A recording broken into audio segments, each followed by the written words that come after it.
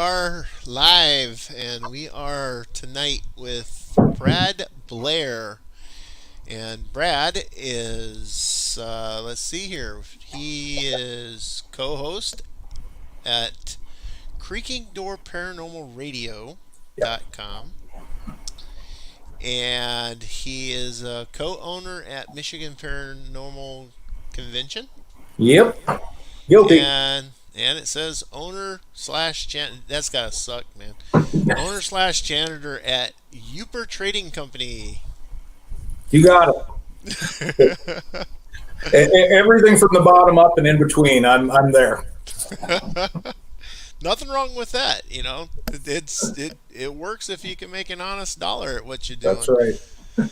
All right, so I usually start out with a question. So if people who are watching don't know you or doesn't know how to get to your Facebook page to find more out about you, my question kind of throws you in a spotlight and lets you answer however you like. And it goes like this: what got you started in the paranormal and got your interest into it?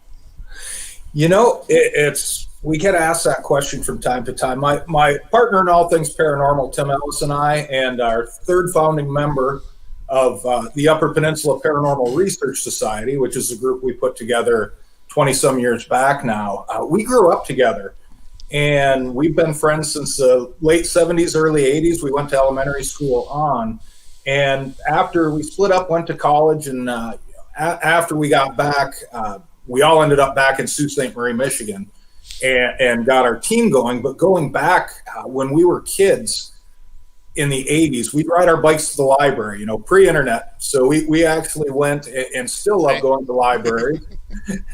And we'd check out anything on ghosts and hauntings, cryptids, UFOs, anything that was strange and bizarre, we really liked. None of the three of us was one of those people that had a big paranormal experience that led them down the direction. We all kind of came by it culturally, I guess you could say. And growing up in Michigan's Upper Peninsula, where we're at, you really need to have a pretty good imagination.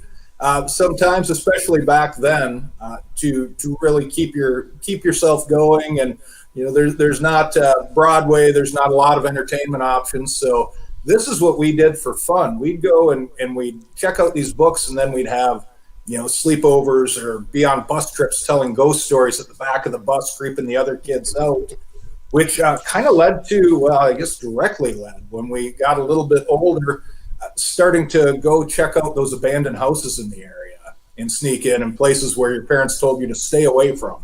Don't go near Yeah. there, you'll get hurt. There might be somebody drunk in there. And that kind of, as long as they told you not to do it, that's exactly where you want it to go.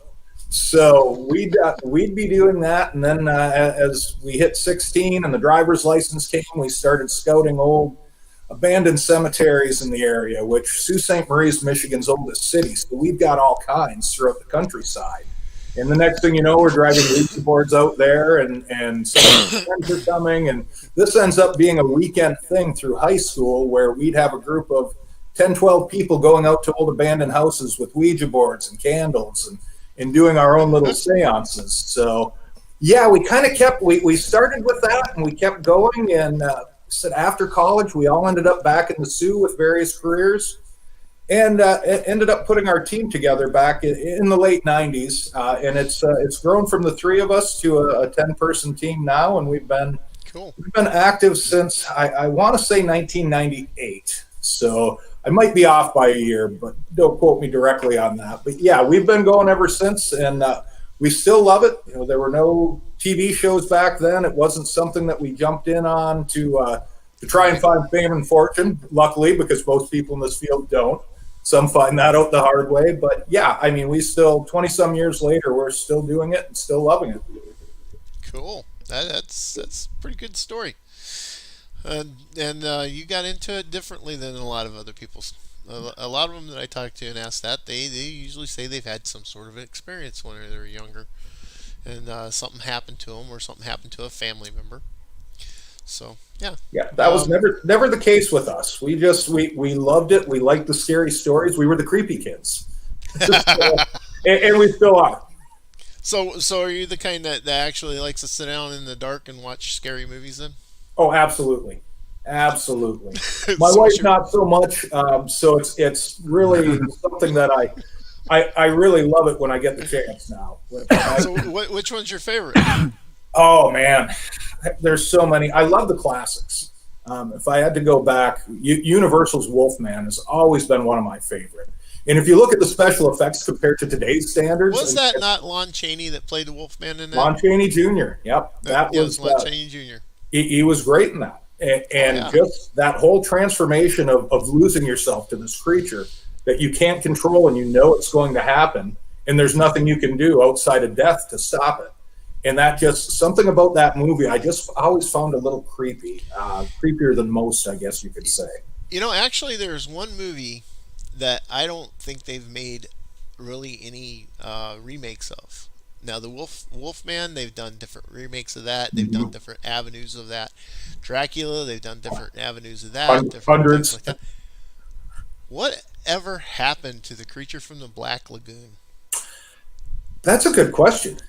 They made several sequels to that.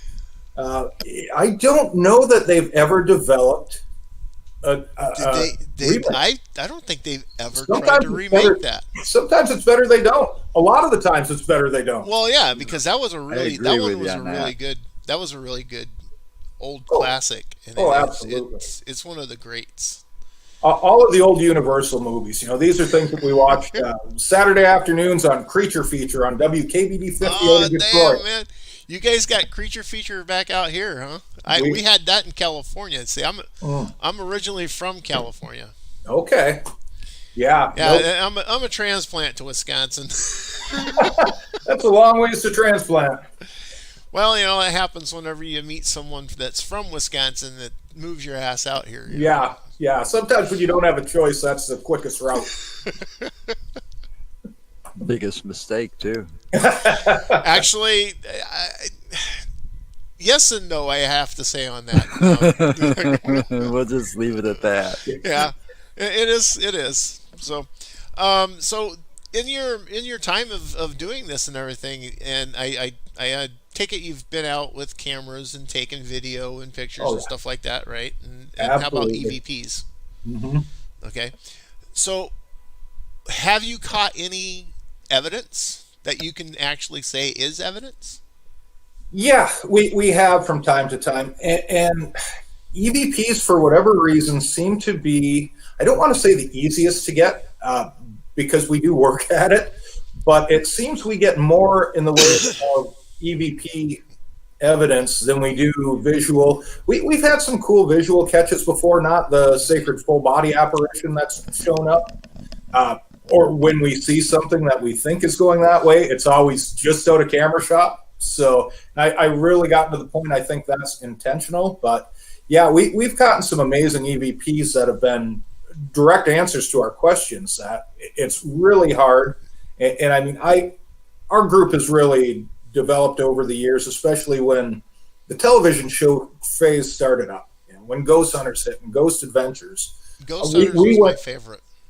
We went from having 3-4 investigations a year to all of a sudden we're getting calls left and right because everybody's house was haunted. So we got to the point that one of our close friends that we brought in was the first guy that came in and joined the team is an engineer. And we said, we need Lance with this, Lance Brown. And he'll go through and he'll do basically a maintenance report on the structure we're in. Okay, this is wrong with your wiring. This is wrong with your plumbing. This is what's making you see, feel, hear this. So, I mean, we started really getting a lot more skeptical on the evidence that was brought to us. EVPs, that's the one thing that, like I say, you can always, it seems to be when we think it's something on camera, it's going to be just off camera. It's going to be just out of the shot. But some of the EVPs, they'd be really hard for people to fake to cause to happen, I think, when we've done them.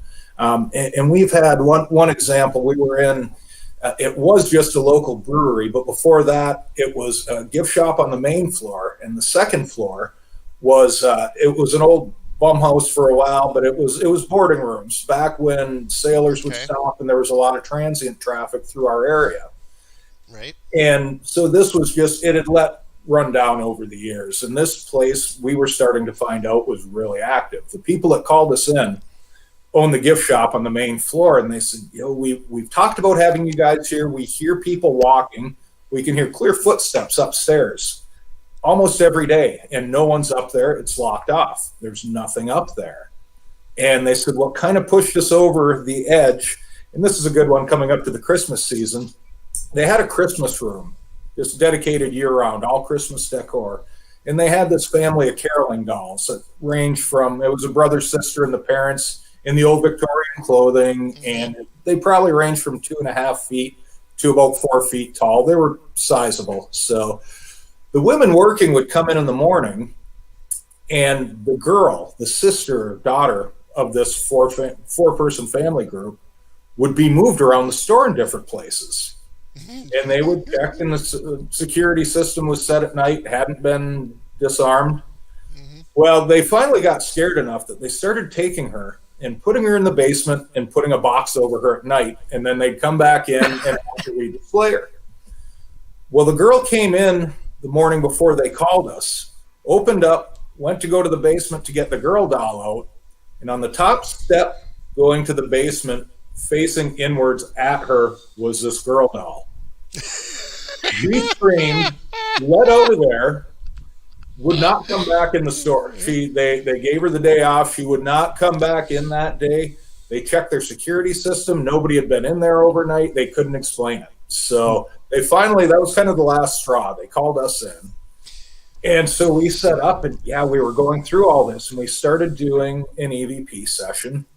And this being, it was a rough area back in the day, and a lot of sailors, a lot of tradespeople coming through. One of the questions was, what are you, a captain? Thinking that it was somebody off the ship. And it came across as no fisherman, something along that lines. Well, we thought that doesn't make a lot of sense. So we went back through, and we're kind of reviewing, but we got a couple other direct answers off of this, and it was the same gravelly man's voice. Well, I ended up doing some research for a different case at Whitefish Point Lighthouse that we were working on up in Paradise, Michigan, which also houses a Great Lakes Shipwreck Museum, and it's a place we've done a few times as well. But I'm reading through some of the history on that, and I find out there was a whole fishing fleet that had been right off the point back in the 19-teens, 20s, probably before that too. One of the people who had originally ran this building when it was put up, it was downtown. Like I said, the upstairs was boarding house. The main floor was just some of the top shops in the downtown, large building, and it was at one point a really nice area. It is again now too. But we found out that it was the son from this family that owned this whole fishing operation was actually sent in to run this whole operation when they started it up. So it was kind of cool when the two cases came together and we had some validation, possible validation on that EVP that may in fact have been the person that we were speaking to. And they came through several times that night. And there's something about EVPs that still sends a chill up my spine when it hits you right out of nowhere. When you listen to for hours sometimes, and you've just got nothing but listening to yourself ask questions and the other people listening to the static that comes out, the dead noises there. Yeah, and then you get that one bang. All of a sudden, there's a voice there that shouldn't be, and there's your validation. But that's a validation, and then it also makes you excited, and you feel that it's like being an adrenaline junkie. You feel that adrenaline absolutely when you have that there. We've always compared this to an extreme sport, and none of us on the team are very athletic. So this is our adrenaline shot, is when we're out in the field and something like that happens. Yeah, it is really cool when it does. So the place that you're talking about there, they have a security system, which is probably just an alarm system. They don't have cameras. They didn't at the time. This was probably 15 years back. Okay. and they didn't have the camera system in there at the time. The last time we'd investigated, we've done several investigations on this building, and I could go into story after story on this place. It was just that active. But they had the alarm system, but they didn't have a camera system at the time. The last time we did, they had the camera system in there. Unfortunately, the caroling dolls, they sailed off. They couldn't keep having them there. They ended up selling them, I think, to a local bank cheaply. So got those out of there. But they'd still hear the footsteps. They would still see mists out of the corner of their eyes. And we did several, and we had, so it's very uncommon, at least in our experience, to find a place that you can go into and have experiences almost every time you investigate. And this was one of maybe 3 or 4 that we've had that happen over the 20-some years we've been at it. That's pretty cool. So that means that building has a lot of history to it. It does. A lot of energy buildup in it. Absolutely. Excuse me. Mm-hmm. So, did you find out any information on those dolls?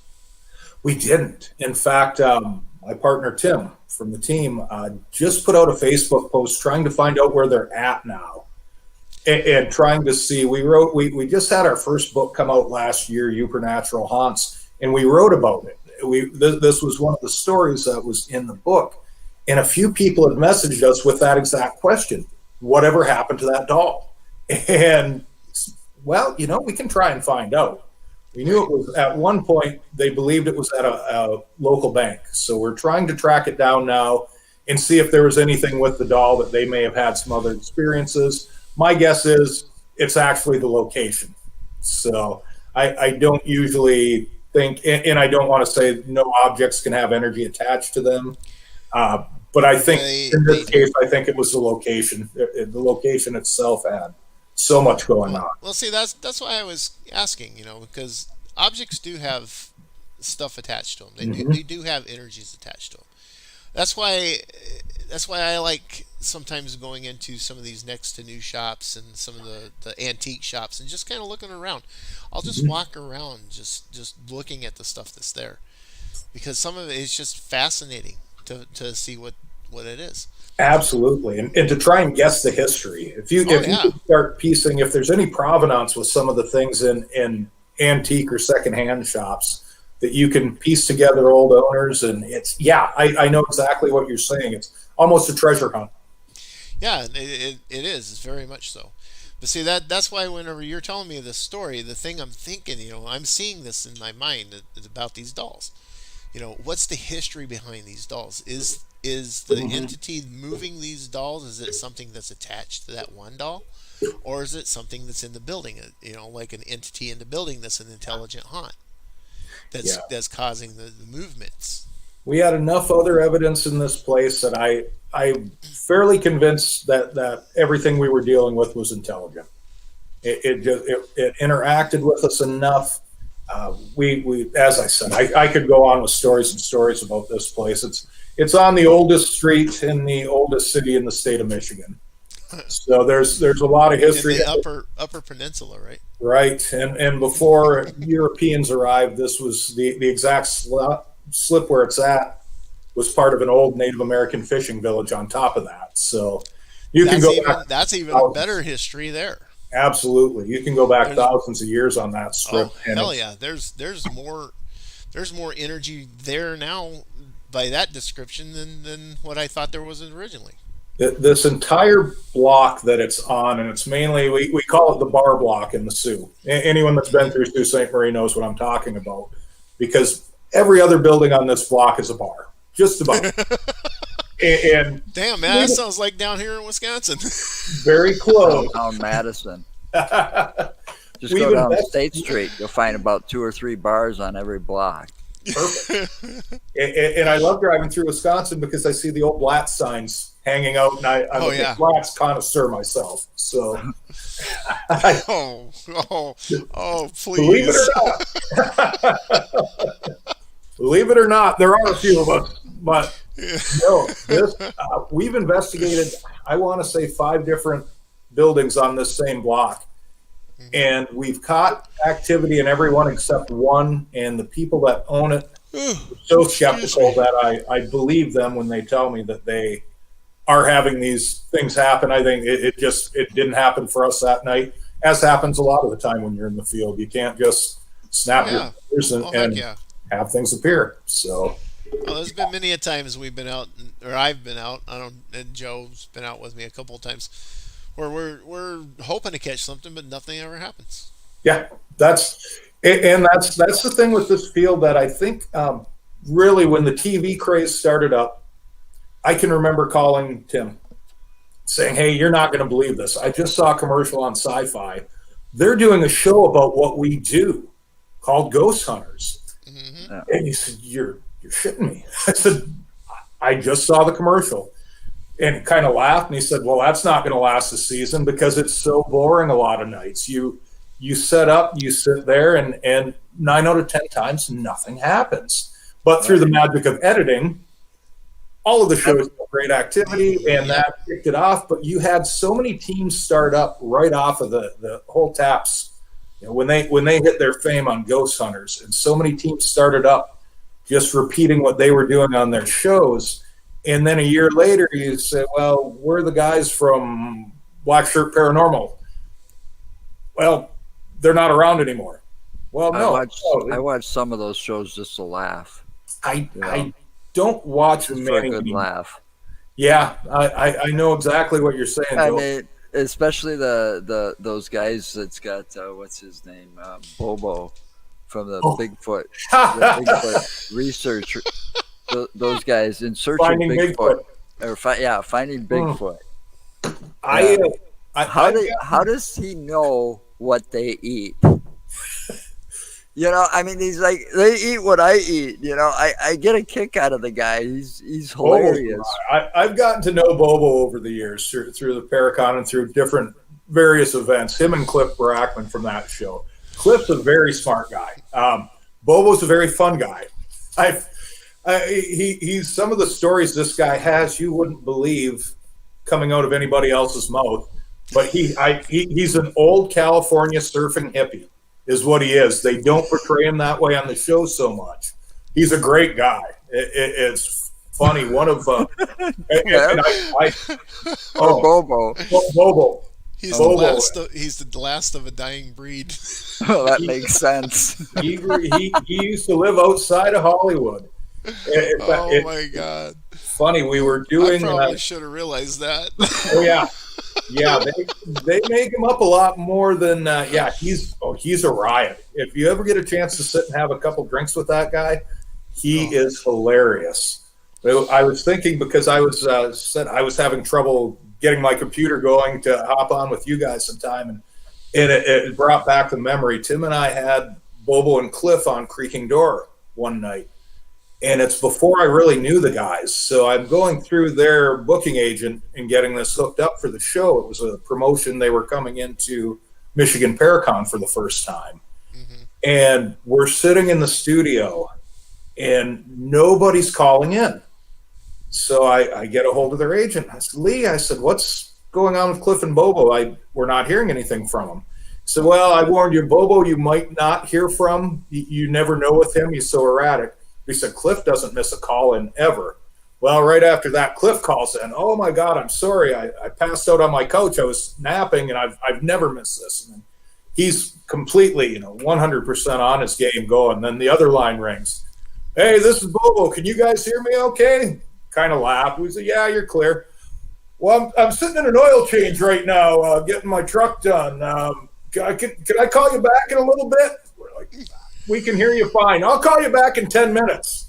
Well, 40 minutes later, we're getting finished up with Cliff, and here comes Bobo zinging in again. So we just sat and laughed. It was one of the funnest interviews we've done, and so erratic. But those guys, they really are great guys. But I don't know, and I guess I give them credit because they did keep viewership up. I don't know how you can go. I mean, at least with ghost hunting, there's different histories. You've got locations. You've got stories behind it, and you're building on a backstory. So I can see how you can keep some of those shows going. But going out in the woods on every episode, knocking on trees, trying to find Bigfoot, they kept that going a lot longer than I ever thought that show would. Yeah, it's just the way they Well, portrayed. I guess it's a unique and crazy shit they pulled out there. I mean, Oh, I think playing a stereo through a big speaker. Parties out in the woods. if you didn't have Bobo on there telling you what they ate, you wouldn't Yeah, have much of a show. probably not. You wouldn't have much of a show there. That was he was the comic relief that they needed to keep viewership, I think. exactly. But Exactly. he honestly is hilarious to sit one on one and BS with the guy. Oh, I could just imagine. Oh man. mhm. Oh, Yeah. No, the Bigfoot thing it's interesting because where we're at, I said we were the creepy kids growing up, man. and once we started getting a little more in the way of being the professional creepy kids, we started getting calls for things along the line of cryptid sightings. There've been a rash of dogman sightings west of here, UFO sightings and things because people just lumped everything in and threw it at us. So Yeah. Right. we went out on a couple occasions looking for evidence on Bigfoot claims. Didn't find anything, but I could say we went out. We didn't really have any experience at all, nor do we much now. Something was studied a little bit more on, I guess, but we didn't spend all night out in the woods knocking trees. We've since made friends with some other groups that specialize in that. So That we do can it field for you. off some cryptid calls now and field off the UFO stuff to MUFON. But man, we got some wild stories over the years just of people Oh, calling in, and these people are sincere. Most of them are not trying to screw with you, and you can usually tell when they are. Mhm. But people are seeing something in the woods or seeing something in the sky, and they want to. A lot of them don't even want validation. They want to talk to somebody about it, and they They want want to tell their story. exactly to They have somebody a that's going story to and they want it to come out. That's They- what it mostly well, is. Yep. Most of them you can tell just by their body language if they've seen something or if they're trying to pull your leg. Oh, absolutely. I mean, I was good at reading people for a very long time. It's like a hidden talent. That plus, I used to be a security private investigator and stuff. Okay. So worked What- for the public for a very long time. One of my favorite, I guess I wouldn't even say consulted on, but it was a case. A friend of ours that had a older regional haunting book out got a phone call one day from a guy. He was a state trooper in Lower Michigan, and he'd been bear hunting in the Western Upper Peninsula. And he had this experience, and he had to tell somebody about it, but he didn't dare talk about it at work. He didn't want people to know about it. Because he'd get harassed by the guys naturally. Right. And this was probably, again, 12, 13 years ago. So he contacted this friend of ours. And she said, well, it's kind of outside of anything that I've ever really investigated. Let me put you in touch with my friend Brad. So this trooper called me and he said, I feel kind of funny just telling you. He said, I don't dare tell anyone at work. I don't talk to my family about it. He said, I got up and went outside the camp in the middle of the night to take a leak. And he said, my car was probably, I want to say, he said, 15, 20 yards out. And there's a light that's just circling it, steady, staying at the same stretch, going around it. And he said, I stepped towards it and it stopped. And as I started to walk over, because he said, I thought it was somebody with a flashlight going around the car, but he said it was eerie, just a steady pace it kept. He said, as I walked over towards it, it shot up in the air, across to the tree line, and right up above the trees and was gone. And I said, that sounds a little more UFO activity than we're into. But I sat and the guy didn't. I said, I can get you in contact with some people from MUFON, Mutual UFO Network, or some other people that I know in the state if you don't want to go to an official person along that line. So that's going to want to write the report and all. He said, no. He said, I just wanted to talk to somebody that deals with strange phenomena. He said, I don't want it reported. I don't really want this written down. He said, I just need to get it off my chest.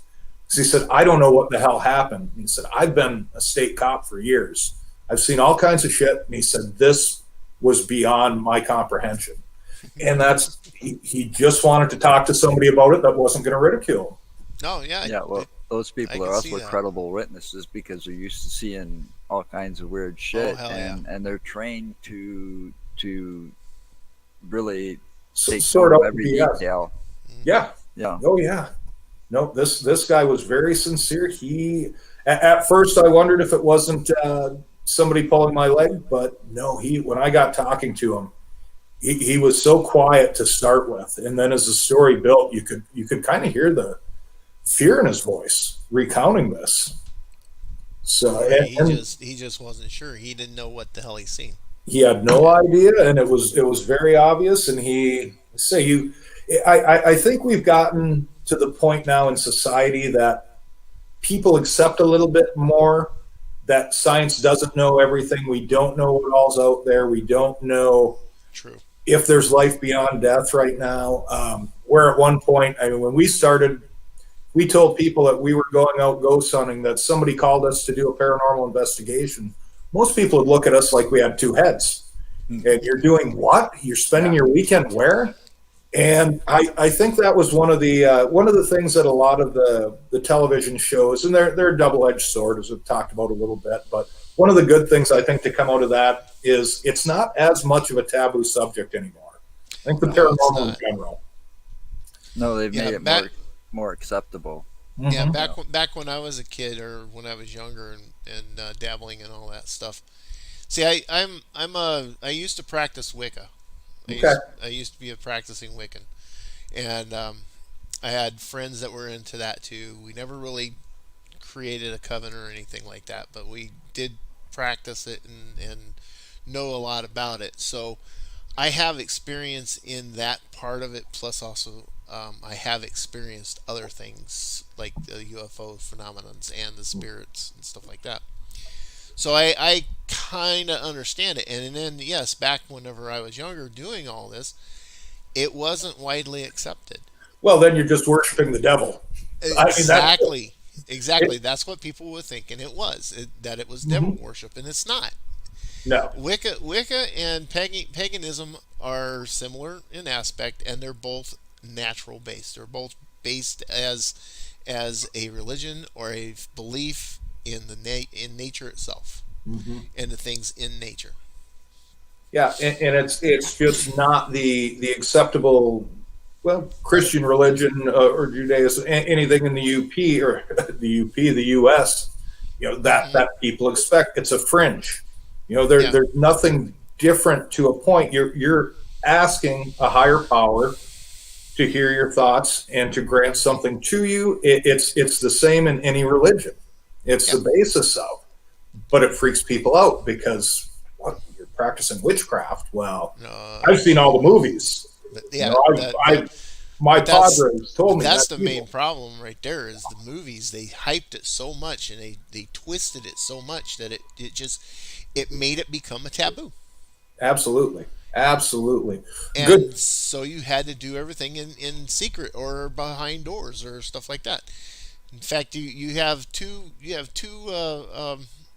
Ouija boards there behind you, Absolutely, and absolutely. those right there, those are part of paganism and Wiccan. And again, that's something that was bastardized by the movies. Yes, it was. Good friend of mine, Robert Murch, is the head of the Talking Board Historic Society. He knows more about Ouija boards than anybody in the nation. In fact, I've got an interview with him on Friday for a project I'm working on. He'll tell you the Ouija was never. It was a parlor game to a point. Back during the age of spiritualism, it was big, but it was never considered evil back then. It was never. He said No. the if I remember correctly, I want to say he said it may have been the Kennard Novelty Company. They were the ones that first produced the Ouija boards. That at one point they gave a ton of money to local churches, one specific religion that they were involved with, and at some point they cut off giving the funds to them, and all of a sudden, well, you're messing with the devil. That board is evil.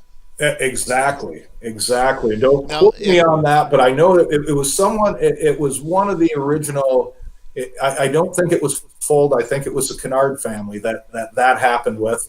And then when The Exorcist came out, that's what really pushed it back to the side of being a strong occult symbol, Right. and you just don't mess with Well, it. well, if memory serves me correctly, I do believe that the modern day Ouija board that Parker Brothers puts together, which is a Mm-hmm. novelty item, but that modern day board is based loosely on what is originally called the witch board. There were different forms of the talking board. There were tables that were carved out for this, Hmm. and it had so many different loose versions, I guess, before they really took it and Kennards put it into this form, and that's kind of the standard that you see today. And man, those old ones, you talk about some money. Those things Oh are well, hell yeah! collectible. I've Oh yeah! skimmed through. I've got up here somewhere. I've got a couple old antique ones from the 19 teens that I paid a little bit of money for. But I know some of the original ones. You're talking upwards of $1,000 if you can get Oh your yeah! hands on the first runs. But Oh yeah! yeah, and it just shows how big it's gotten to be into our culture, Oh yeah! Yeah! because it's not just it's not the party game. It's not the occult object, but it's the one thing that's really kind of infused both, and Hmm. is so much acceptable to one group in society and still damned by another. By another group. Yeah. Mm-hmm. Yeah. So you guys, I remember early on here you said something about you guys use these boards. Oh, when I was when we were young, we did. I'll Okay. never take a board out because you can't substantiate anything off of it. Obviously, you're somebody pushed it, somebody did this. I had some very strange experiences. Let's just say when I was high school age, that really did make me think. There were times we were channeling something through it. One of my favorite stories was a friend of mine and I. We were doing an impromptu seance. We used to do this after school. Parents weren't home. We'd go grab a board, and some kids would go out and play catch. We were in a dark room with a Ouija board. There were a few of us that would, but we were killing about a half hour. So we've got to be over at this football game. Meet some people there. Let's just do a quick Ouija session. So we sat down and we got this spirit that we believed we were in contact with on several occasions, and so we were doing our session and thought, it's been about 15 minutes. Let's break it off. Well, we broke it off, and somehow an hour and a half had gone by, just shy of an hour and a half. So no way in hell, that clock's got to be off. Go check the other ones, and needless to say, we were quite late for the game, but we were blown away because we had all of this missing time. Hmm. I know we get absorbed in it, but not that much. I mean, we didn't, maybe a dozen questions and maybe a 15-minute session, but it was way beyond that. That still kind of creeps me out to this day. I've never been able to rationalize that experience away. Well, I've known people that have had some experiences. I had a guy that I was friends with for a while that was in the military, and he said that's how they passed their time. When they had free time and stuff, and they needed to, horse around or whatever. He said they did a Ouija seance in one of the rooms, and they were trying their damnedest to get something to communicate with them, and the one of the guys that was using the board, he was sitting right next to him. He said the guy turns his head, looks off, and says, "I don't give a shit what comes out. I just want to have something come out." And he said all of a sudden the board started going crazy, where the pointer started going just nuts, and someone started saying some stuff to him that they didn't agree with. Mm-hmm. And then he said one of the people got up and slammed their hand down on the board and said, "No, no more. I'm done." And he said ever since that point, that spot where the board was sitting in that room, no matter how much you had the heater on, you could walk past that and it would be a cold spot, like 10 to 15 degrees colder in that specific spot.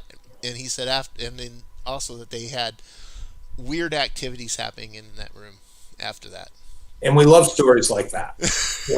Whether even if Whether it's not, real or not. yeah, That's how he was saying it. So yeah, no, whether it's actually something paranormal happening or it just got into the psyche hmm and convinced this person that this is what happened and this is causing it. Those are the stories we thrive on. oh yeah, those are the stories we like to hear because As sadistic as it seems.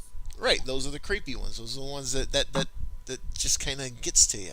Absolutely, And, absolutely. one of the things I find too that for the paranormal, whether it's with cryptids or with the UFOs or the spirits or demons or whatever, for people like us to really get into it and enjoy it and to be there with it, we need to have a really vivid and good imagination to really comprehend all the differences in the things that are out there. I think it's a combination of imagination and an open mind. hmm And a lot of people from a young age get told these don't exist, this can't happen, and they block that in. And that's what they're brought up on. And I was one of those. My friends were too. Our parents always, well, there's no such thing as ghosts. Why are you bothering? I'm 47. My mother still asks me, when are you going to get over this ghost stuff? Well, probably not a very good chance at this point in life, Mom. But not after some of the stuff you've found, right? exactly, some of the experiences we've had. So it's not really something that we want to step away from anyway. I mean, this is some people golf. This is what I do for pleasure. So Hey, this is the fun part of it. That's how I look at it. It's a lot of fun absolutely, doing it. So, absolutely. in the 20 some odd years you've been doing this, have you ever discovered that maybe that anybody has told you that their children have seen something where they haven't, or have Yeah, had a situation where their children were like holding a conversation with what the parent thought was an imaginary friend?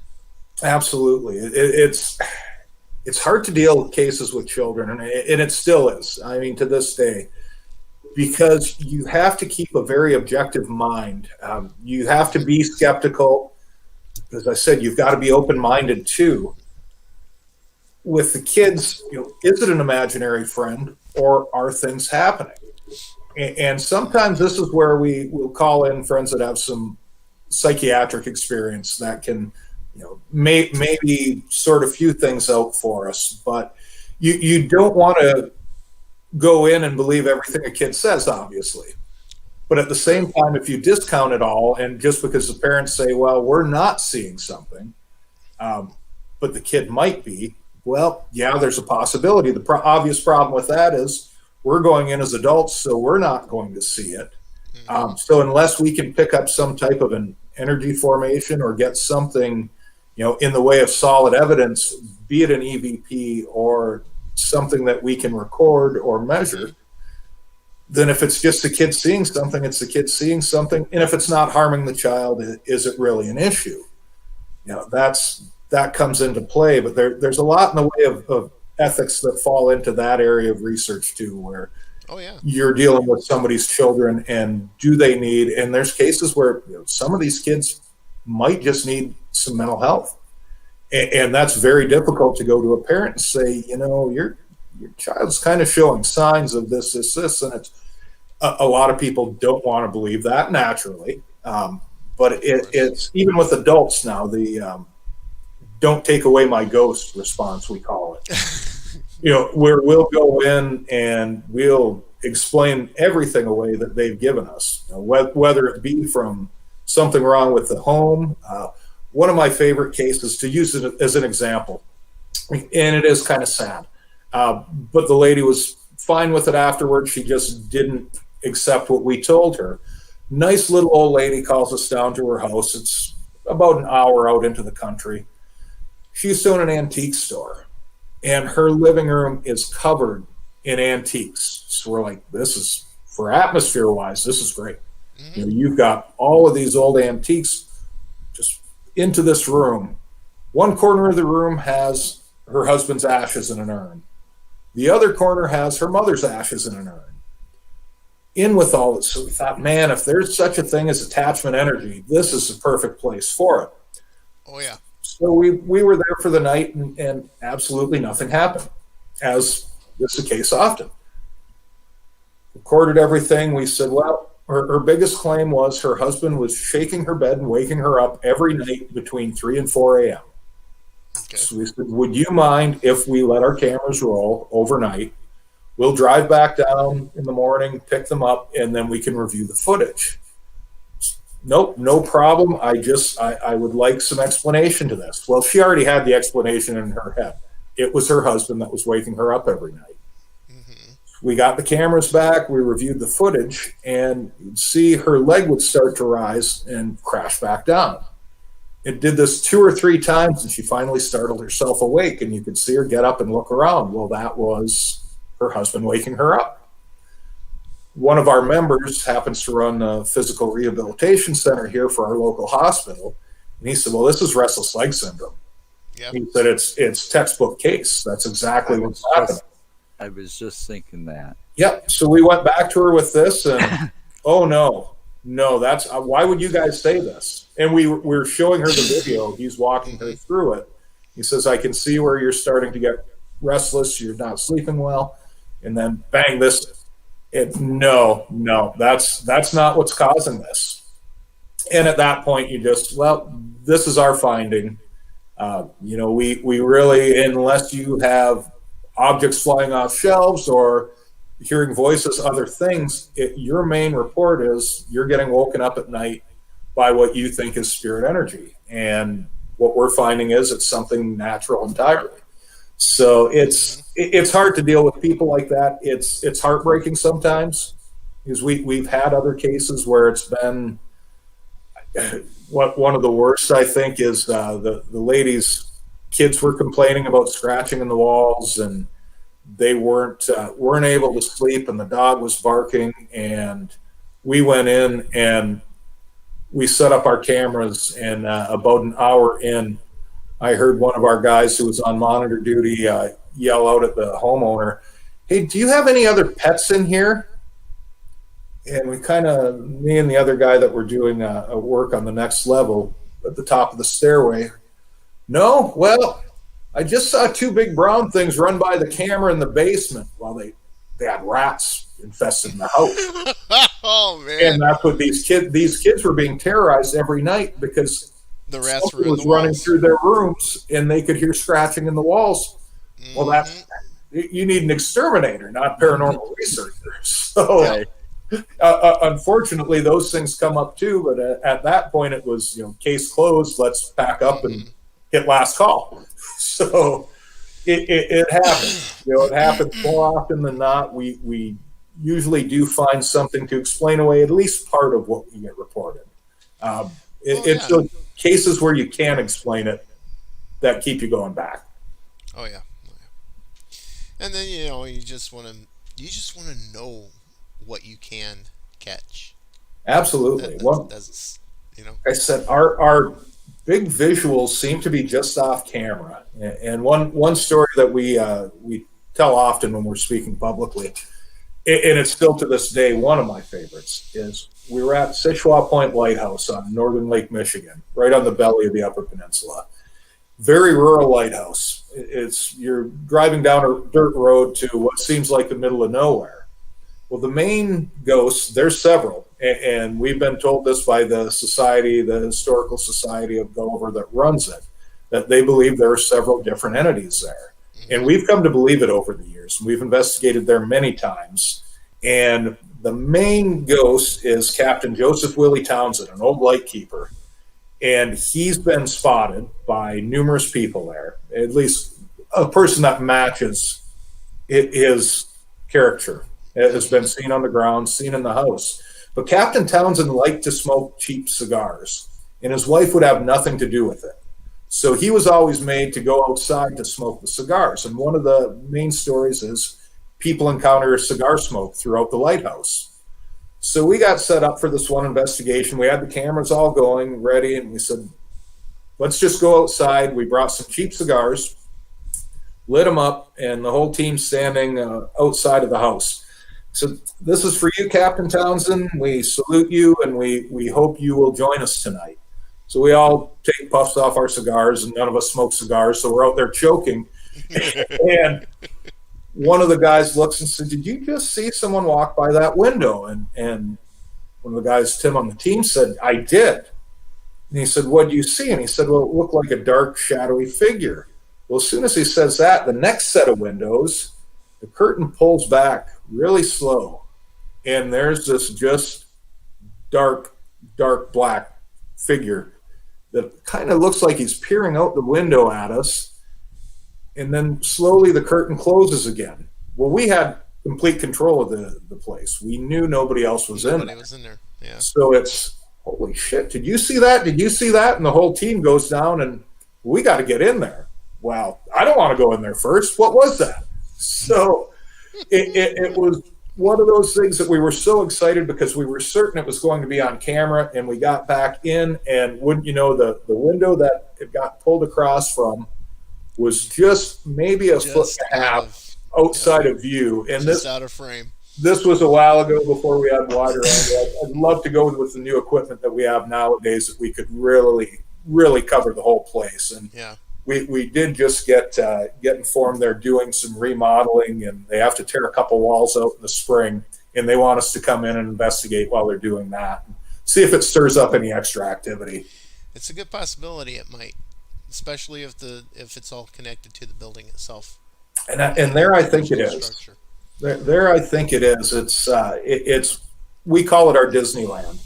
We've investigated at least half a dozen times, and it's another one of those places that every time we go, we walk away with something we can't explain. And it's finally gotten to the point that we've just said, this place is haunted.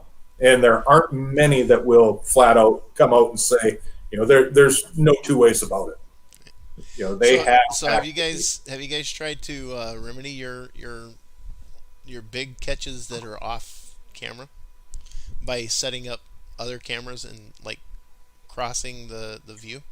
We've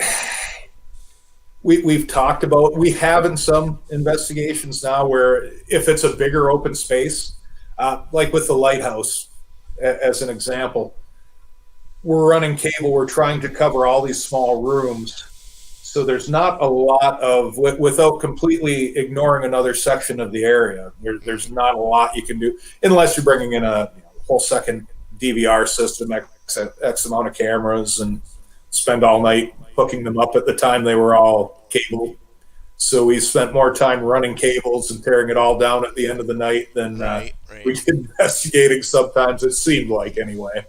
We switched over. We finally got a good solid wireless system that we're happy with, so speeds things up a lot. Oh yeah. We've got matching cameras, and then the latest investigation we did was on Halloween up in Grafton with another crew that was up there, and the upstairs part is a yoga studio, so it's a fairly large area. Okay. And he had his camera set up pointing one direction, and so since we didn't need both cameras, I took my camera and put it on the tripod and set it the other direction, so we kind of had the whole hall covered that way. Right. And then we used Joe's camera as walking around. My daughter was with us at the time and was using it to film when we did our walkthroughs and stuff.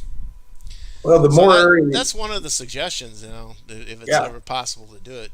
Oh, absolutely. No, the more area you can cover, the better. And if you get wide open like that, we did the night before Halloween for 21 years now. We've done a live show with a radio station in the area. And this has been our kind of, we call it our Super Bowl. This is our big investigation. We always try and find a large location, something that at least has an interesting history to talk on, but we can run nonstop while we're doing this. So we have an old ice arena in Sault Ste. Marie that was built, I believe, around 1941. And they'd had some activity going on. Different people had told us about this over the years. So we hit that this year, and it's nice to have that big open space because exactly what you just talked about. We can put a camera up here, we can put one up here, and you can cover all of that space without missing out on anything. Mm-hmm. So, yeah, that's the more you can cover and the more you can take back, the better. I said for us, for some reason, and I've talked to other investigators that have said the same thing. Things seem to happen just off camera, so It they know always what they're seems that doing. way. It Or when you really don't does have one. always seem that way. Or when you don't And have one and you least expect it, you know.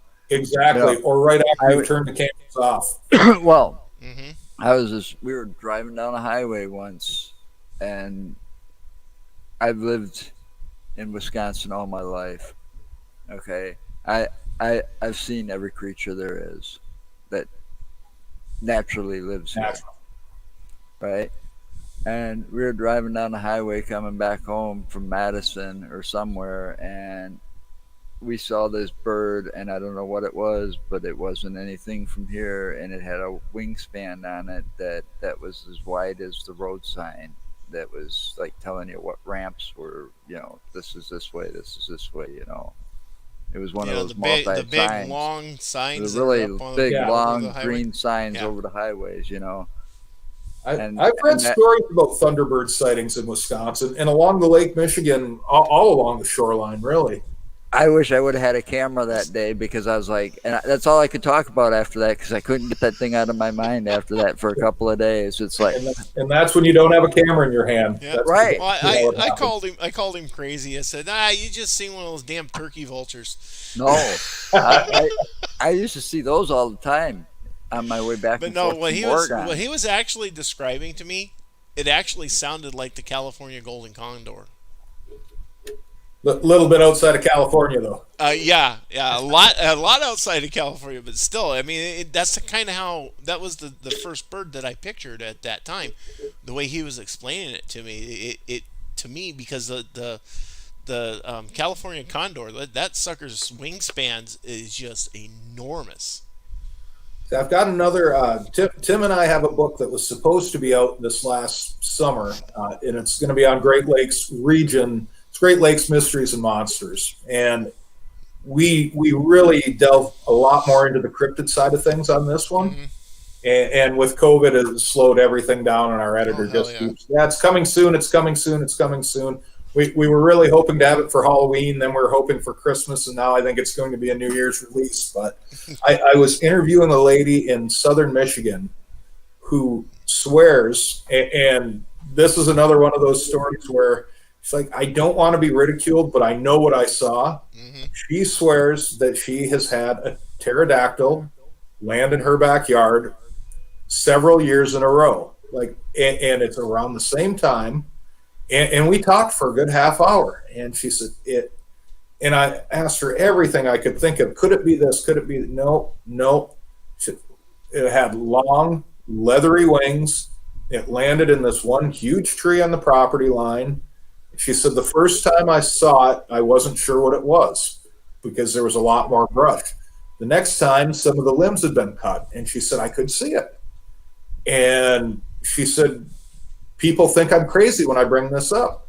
And I said, I can see why people might say that, but this same type of thing has been reported throughout the U.S. Hmm. and right through modern times. And you can find account after account of this. But at the same time, she sees it once, I believe she said towards the spring, and then she doesn't see it again for the rest of the year. So it almost seems like it's a migratory pattern. And these things pop up, and in rural areas of Michigan, there's a lot of woodland for something to hide. Yep. Well, So, well, up there in anything's Michigan, possible, you know. yeah. I But mean, in Michigan, you have the Michigan Dog Man. Absolutely. There's reports which of is that. comparable to the Beasts of Bray Road. Yeah, Oh, yeah. comparable to the Beast Spray Road down here. Yeah. Linda Godfrey's a good friend, and we chatted quite a bit I'm on still trying to get her on here. We're still trying to get in touch with her to get her on here with us. Linda's not always easy to get into. I'll always hear back from her, but sometimes it takes a week or two to get a reply to an email from her or a text. So nice, really nice lady, very nice lady. And you talk about sharp, and she was never into the whole cryptid side of things until really the whole Beast of Bray Road thing came up. She was a journalist. That really put her over the edge. And I'll guarantee you this: if she's seen some of the pictures that Lee Hampel has, that we seen, that's what got her. That is what captured her attention and brought her into it. Yeah. No. Because we We're set spent to go 8 back. hours down there with And Lee we're set on to his go back property, soon. and we've got all this stuff. And I'm not exactly sure what we're gonna do with it, but we've got so much I footage. know what from we're the going to do cameras. with it, but I'm keeping that in the And wrap we want to right go now. back. We have an open invitation with Lee to go back and do an overnight investigation on his property. So riddle me this: Are they still having sightings in that area now? yes. Well, all right. Hold on a second. Let's end this. All Yeah, right, well, because we're no, past no. the 7 o'clock. No, I wanted to ask him one more quick thing. All right, you ask him one more quick So, thing, but before where we talk you're too at- much about Bray Road, we're No, going no, off the no, air. no. Well, if you want to, if you got time, and stick around after we're done, and we'll talk more about Bray Road with you. But Sure. where you're located in the Upper Peninsula there, how close are you to the boundary waters? We're on the far east end. I literally the trees are all bare now. I can look out my window and see Canada where we're at, but we're right at the end of Freaking Lake awesome. Superior on the far east end. That So is we're cool. we're way over here. That is Okay, cool. so you're way up at the top, over by the lake itself. Absolutely. Yep. Yeah. Okay, I've been up through Superior and up into Minnesota and about halfway up to Canada. Making deliveries for a company I worked for at the time. So When the borders open, we go to Canada on a regular basis for dinner, movies. I mean, it's just Wow. it's literally that's 10 cool. minutes from That my is- house. That is really Wow. freaking cool. Cool. It is, and hopefully we get back to that point soon after the Yeah. pandemic. Oh yes, that would be so nice. So Amen. anyway, is there anything else you want to throw at us? Any websites? Any If upcoming events? Anything like that Sure. you got going? If you want to get in touch with me, Facebook's probably the best. Just Brad Blair. You can hit me up at MI Paracon. The Facebook page is Michigan Paranormal Convention. We're also on Twitter. Okay. miparacon.com is the website. We keep updating that. Hopefully it's going to happen. It's not until the end of August. We had to postpone it from last year, obviously because of the COVID and all large gatherings Oh, yeah. being pushed Well, back. But I know. We- I know some are going virtual.